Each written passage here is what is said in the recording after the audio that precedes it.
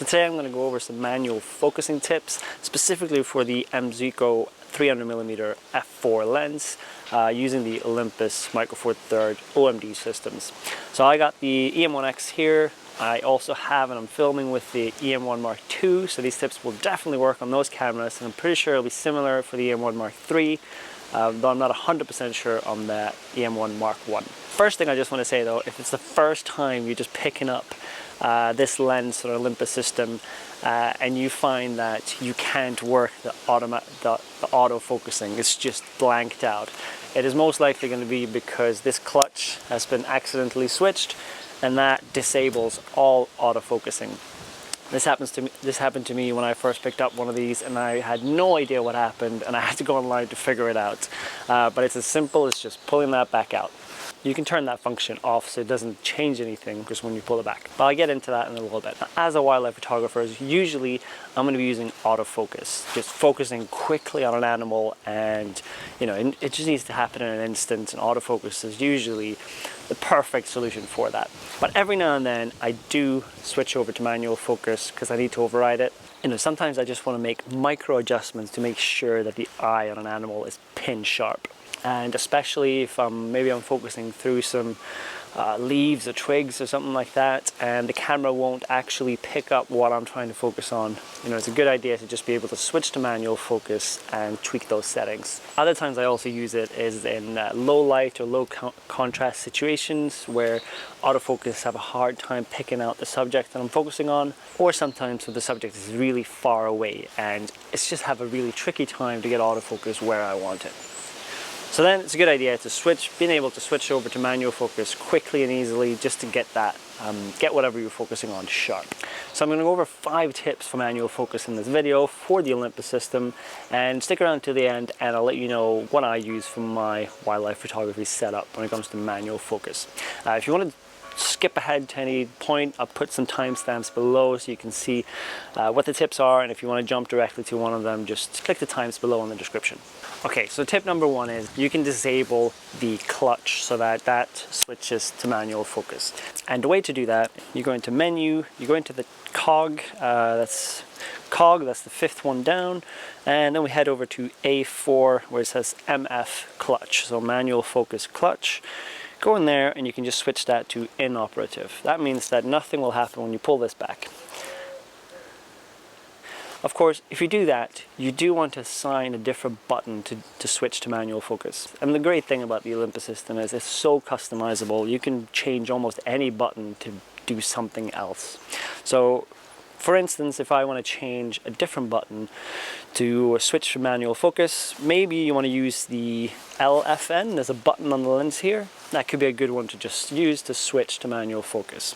So if you want to do that, you head into menu again, and then we go down to the cog, and then B for button, so it's B1, and button function. And here you basically just find the button that you want to tweak. And for here I'm going to go for the LFN, which is the side button here on the lens itself, which is really handy. You go through it here and you go to MF, so then it's changed to MF mode. So whenever you press this, it'll go into manual focus, and you press it again to go back into automatic focus. Tip 2, use the magnifying tool when you're doing manual focus. So there's a magnifying tool here when you're in manual focus. It means that you can magnify what you see in the image. That's a lot easier to actually make sure that you get sharp focus when you're in manual focus. You can assign a button to magnify for you. So same thing again, if you want to assign a specific button, let's say you want to assign the, let's say, FN button on the back here. So whenever you press that, you're going to bring up the magnifying tool and you're going to zoom in. So if you want to do that, you can go into menu, and same thing again, we go on the cog, B1, button function, you select the button you want the magnifying tool to be, over to the right, and then go magnify, press OK. Now another thing to notice though, if you are using the viewfinder on the back here, you can actually press the little green you can actually press the screen to magnify itself, and there's a little magnifying glass at the bottom, so you can just press that, and then you turn this to set your magnification.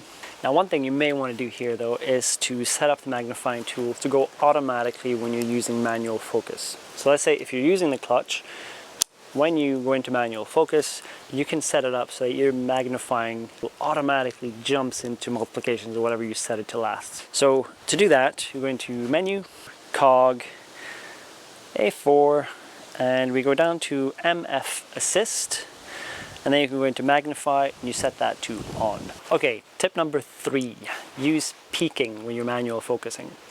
Peaking is a great little tool that when you're manually focusing, you can do it so that whatever then is sharp is going to be highlighted in red.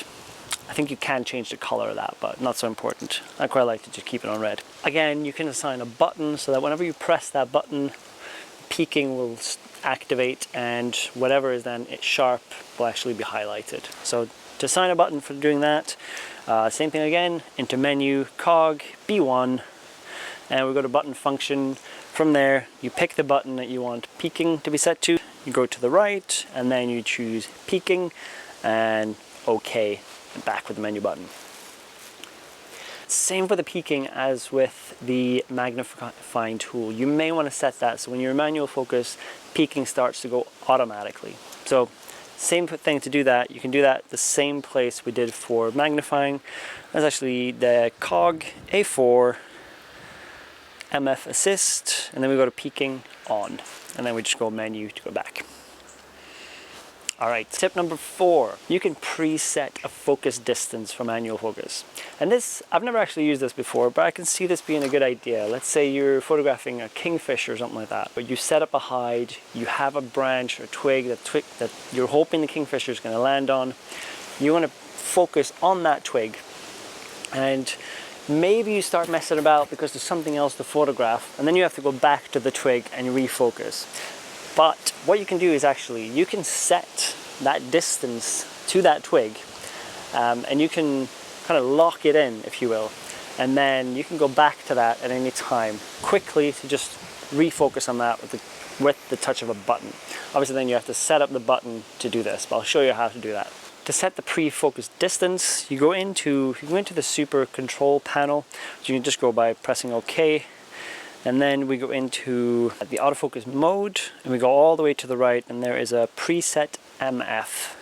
And if you press info when you're in that, so then you can then focus on whatever you want to focus on, and you set OK, and then that distance is then locked in to that pre-focus. So now you can go out, so you can go back to continuous autofocus, play about like you normally, photograph something else, and then when you need to go back to that pre-focus distance, you can go back into the super control panel, and you go back in and you choose the manual focus distance, and then it'll kick back into where you set it last.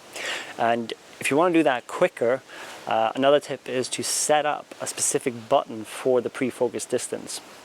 So again, as we've gone through a few times now, you go into the Cog, you do B1 button function, and you set the button that you want to choose, and then you go find